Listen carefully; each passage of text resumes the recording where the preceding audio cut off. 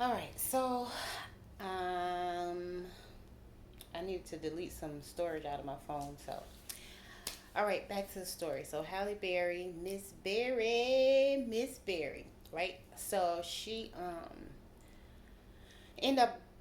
So okay, the young whippersnapper he comes into town and you know she decides she was gonna set the pigs free because she asked her then husband if she could go with him to town to take care of some business, and he told her no. Like I said, she young and she wanna go out and do stuff, and he want her in the house on the farm chasing pigs and stuff. So she wasn't really feeling that. So when the young whippersnapper came in town, and she's sitting there talking to him. So basically, he said, "Well, I'm going to a new town called Eatonville, um, and this is Florida." And he said, "I'll be leaving, you know, early tomorrow morning. Maybe he said dusk or something, along those lines. So early in the morning. So she got up early that next morning and she met him and they ran off to Eatonville. So once they got to Eatonville was, again, this is like kind of right after slavery. So this was one of the first black incorporated towns, kind of like Rosewood and, so Eatonville, Florida. And so, people had moved there, they built houses, and they established residency in this area, but it wasn't officially a town yet. So, Mr. Starks, he comes and, he got a little money. So, you know, uh, he was able to buy some more land, and, he used that land. Had a big house built for himself, and then he had a store built. So he had a general store, and his house was like directly across the street. So, since he helped build the town up, because again, it wasn't a town when they moved there. So he helped to establish it as a town because he was able to build more houses and own more of the land, a larger lot of the land. So, um, uh, so Mr. Starks, again, because he had money and he was articulate. So basically, they appointed him mayor of the city of Eatonville. They had a whole, ceremony, ribbon cutting ceremony, all of that kind of, or key to the city type of ceremony, whichever one it was. So now she's Mrs. Mayor Starks. And, so he has money again, and, they own the store, and, she's very friendly, kind of like me. She has a very friendly, outgoing personality, and so men gravitate towards her. Plus, she has really long, wavy hair that goes down to her waist, and so, it's attractive. Anyhow, long story short, they're sitting outside playing checkers. Now, she doesn't know how to play checkers, but she's just standing there watching.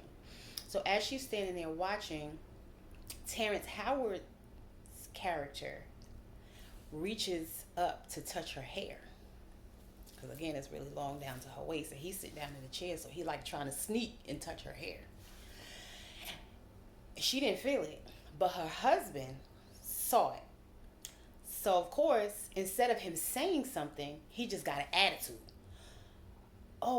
And I can't think of her name right now, but so and so, what you doing over there? You need to go in the house. You need to cover up and da da da da da. So now he wanted to cover up and not be herself, and she wasn't feeling that. And she was like, why should I have to cover up my hair? Because again, he saw this man touching her hair, and instead of communicating that with her, he just got an attitude. So now she don't even understand what's going on. So, anyhow, they end up getting into a really bad argument. And so from that point on, she couldn't stay at the store just to hang out. She had to be in the house. She would make his lunch and his supper. So she would see her, or his breakfast and his lunch. So you would see her walk to and from the store twice a day with his tray. She couldn't talk to nobody, and she had to have her hair wrapped up. So she would just be, walk. She couldn't even look at them.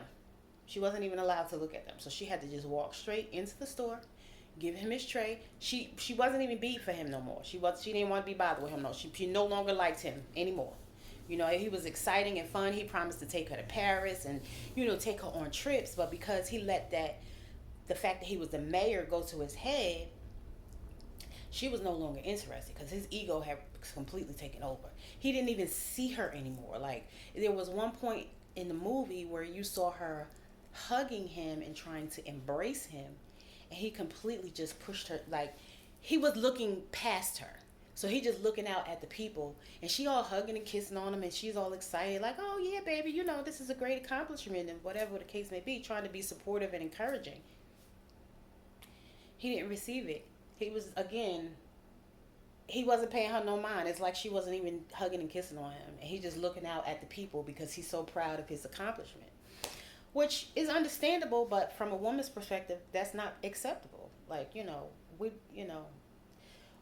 yeah, we want you know, our men to have money so that we can be provided for, but we don't want, you know, this status and this prestige to go so far up your head that, you know, it's about to blow away. So she stayed in that unhappy marriage, I think 20 years or so, something like between, like, say 18 and 20, because I think she was about 38. Yeah. So at this point now she's 38. And something else happened. Oh, he had a problem cutting tobacco because he was starting to get sick. So she went and sliced it for him, but she wasn't used to slicing the tobacco, so it was really jagged. And, he didn't really want the customer to see it like that. So anyhow, that ended up turning into an argument. And she said, oh, you talking, and then when you pull your pants down, it looked like the change of life. So he didn't like that at all. He got really upset, and he slapped her. I'm pretty sure that was when he slapped her, because I don't think he slapped her the first time. I think it's when he slapped her the second time when she said he looked like the change of life with his britches down. So he progressively, like, he got really sick after that because he was already getting sick. And so she didn't want to have anything to do with him. So she actually moved out and moved in with one of the neighbors. So now again, he's progressively getting sick. He was in the house since they had their argument. I guess it really stressed him out. So he was bedridden for the most part from that moment on. And he just got progressively worse. And so she went in the room to see him, and, because, she heard he was about to die. Doctors came and, basically said he was hospice. So she basically was like, trying to reconcile before he closed his eyes. And he was like, she was like, I didn't ask for all of this. I just wanted to, be with you and enjoy life pretty for the most part. I didn't ask to be no mayor. And she was like, all I really wanted to do was love you and love on you. And you wouldn't let me. And, he was being really stubborn and ornery. And so he didn't receive anything that she said. And he basically, like, cussed her out and told her to get out or whatever the case may be. And as soon as he did that, like, I think he had that one final cough, and then he passed away. So now she's a rich widow because, he owned the store, he was the mayor, all of that, right? So she's, now she's running the store, the guys that liked her before, now they try to push up because her husband done passed away, they still call him Miss Maya Starks and all of this other kind of stuff. So there was a baseball game, and small town again. So, but the baseball game was in another town, like 2 towns over or something like that. So everybody in the town who owned a car went to the game. She was the only one who stayed behind by herself. She so happens a young little whippersnapper gentleman. So again, she's like 38, and I think he was like between 23 and 25. So he pops up on the scene, and he want a coke, he want a pop, so he get his little pop. And this is this is not Terrence Howard. This is Michael Ealy. This is Michael Ealy's character. So he get his pop, and he wants some tobacco. So she cut him some tobacco, and whatever, whatever. So he was like, "Why are you here by yourself?" And she told him, what was going on, and he was like, "Oh, okay." So he was about to leave. Then he was like, "How about we play some checkers?" And she was like, "I don't know how to play." He was like, "Well, you gonna learn today." So he told her how to play checkers, and then their little bond started. So now once everybody comes back to town, they're like, "Well, who is this little young boy, and what is she doing with him?" And like, no, he didn't just come out of nowhere. And I've been trying to get that for years. That competitive competition thing was going on. So she was like, he really liked me. I ain't listening to nothing y'all talk about. He ain't trying to use me for my money. So, they had a little, they started, messing. They went out and they would go down to the river or the lake or whatever. And, he started coming over and whatever, whatever, whatever. So, now the one good thing about this movie, one of the significant things in this movie is Zora Neale Hurston was focusing on how people gossip and pointing out how evil gossip is and can be. I do my best not to gossip, but it's not easy because majority of people do, and so when you're around it, it's hard to get trapped in, captured into it or drawn into it. So again, I do my best, but I definitely don't get that right all the time. But ever since I read that book, and we had the discussion in class about the book afterwards, that did highlight how horrible, how hurtful gossiping is. So, of course, all the people in town are now gossiping about her. Oh, why she messing with that young boy? He ain't gonna do nothing but use her up and take her money. And so, of course, she's rejecting all of this because she really likes him. She feels like he really likes her. So one day, they decided to run off and get married. So she took $200 and she put it in her bosom. Now, $200 was a significant amount of money back during that time period.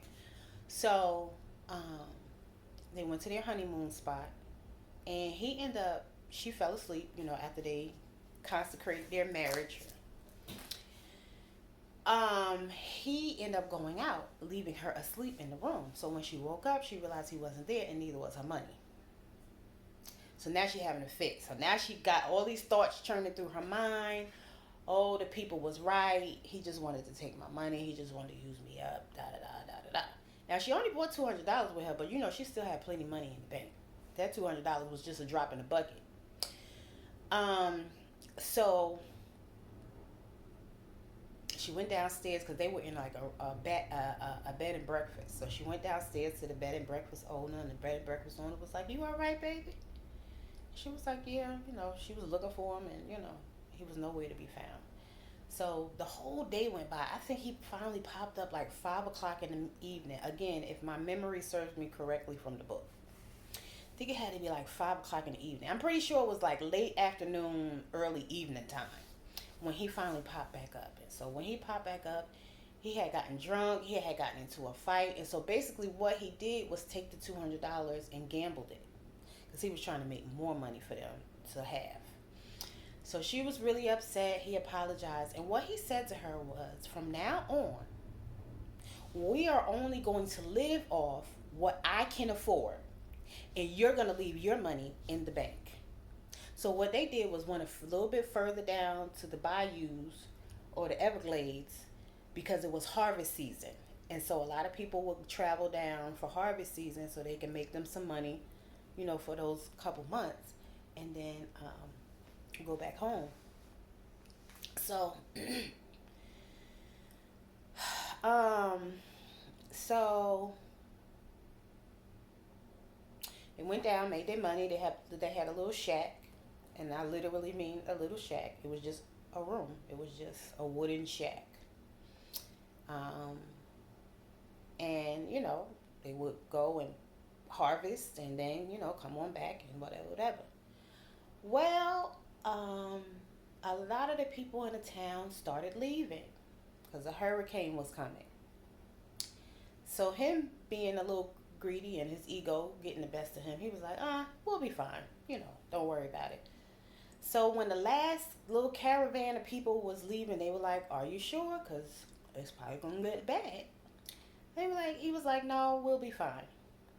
Well, they stayed, and they got flooded out, and they were both in the water. They managed to pull themselves up on the roof of a house or on a piece of wood or something. Can't remember. Um, and so um, a dog popped up out of nowhere, and the dog was trying to attack her, so he attacked the dog. In the meantime, the dog bit him, and the dog had rabies. So once the waters cleared out, and people started coming back, he started getting really sick, because now he has rabies. So now, small town, it's only like one doctor, and he would have to go like miles and miles and miles away to get the medicine that he needed to survive. So he left the town to go get the medicine, but he said it was going to take like 2-3 days, and he didn't know if he was going to make it. He went to get the medicine, so she's there with him by herself. And he's now hallucinating, and it's changing his mood. His mood has become very aggressive. And he wasn't like that before.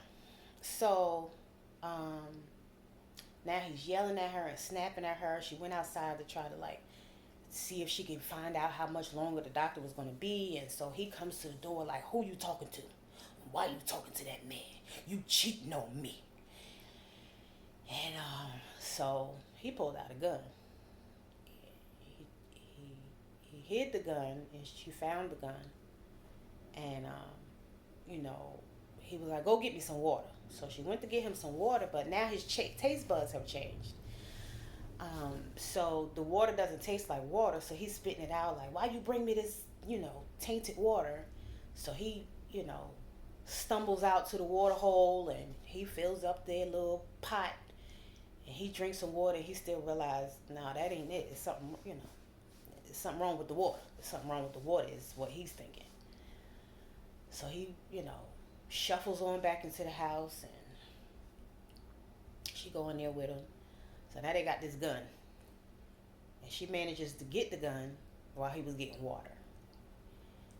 And he's still blacking out and snapping, and I think he had a gun too, or maybe did they both have a gun? I can't remember right now. But anyway, he was about to do something to hurt her, so she had to shoot and kill him, basically. And then she went back to the town, with her head hung a little low because she's sad. But of course, when she get back to the town, everybody like, "Oh, I told you, we knew that man was just gonna use her up. Look at her." And she, she had on overalls, and that wasn't like her because she was more fancy. She would wear her dresses and her hats because her husband was the mayor. So, she come back in town, she all dirty, hair all, all over the place. I think the heel on one of her shoes was broke, and I think she had mud on her or something. And so they like, "Oh yeah, that young boy took advantage of her and used her up and blah, blah, blah." So her best friend comes over, and she was, she bought her some food, and she was like, "I hate that man did that to you. We should kill him," or something like that, she said. And so, Halle Berry's character basically was like, "No, you don't get it." And so basically the end of the story is how it began, because she went, how they go back in time. So basically it was like she had been telling the story, and so this is, that's the story. And so, everybody in the town was wrong because they made an assumption, and then they started gossiping about her, which she heard them.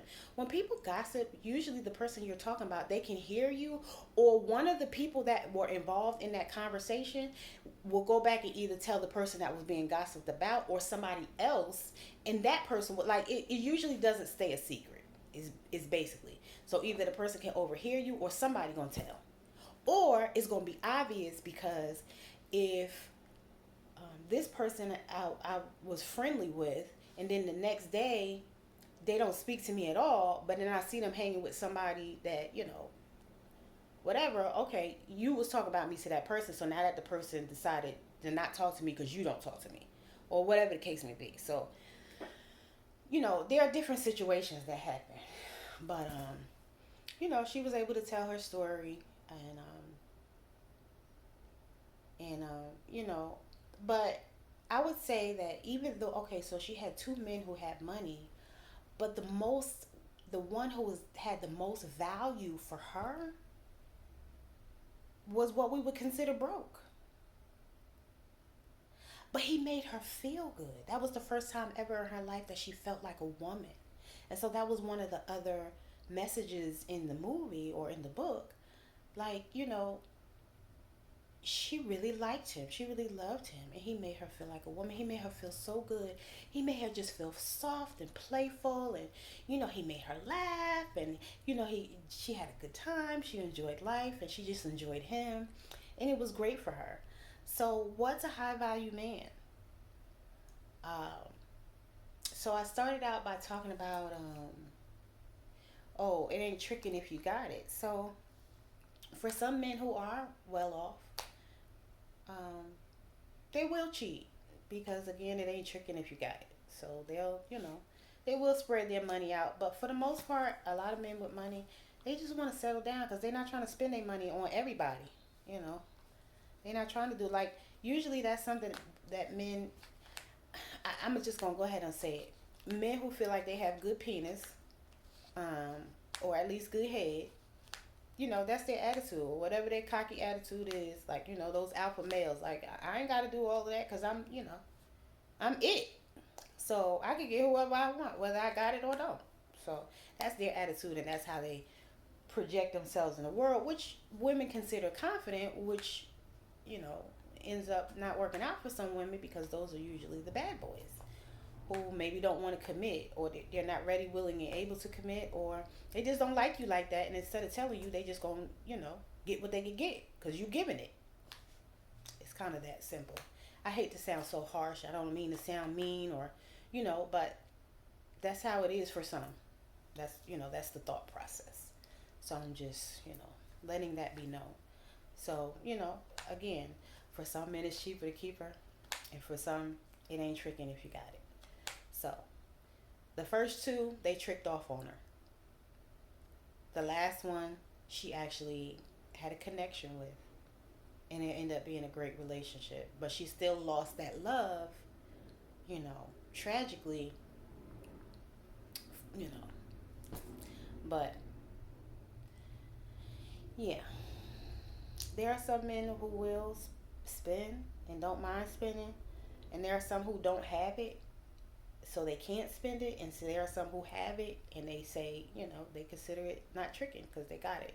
And so, if you're a millionaire and somebody won $1,000 pair of shoes, that's a drop in the bucket. Even a car. There are wealthy men who buy women cars, houses, all sorts of jewelry. you know they may or may not be married, they may or may not be in a relationship, they may or may not be juggling multiple women. But, whatever they're doing, it's not hurting them none, so they just play around with it and do what they want to do. And that's kind of the world we live in nowadays. And I think that that's maybe apparent, but apparent to some, I should say. But yeah, it's either cheaper to keep her or it ain't tricking if you got it. Bye, y'all.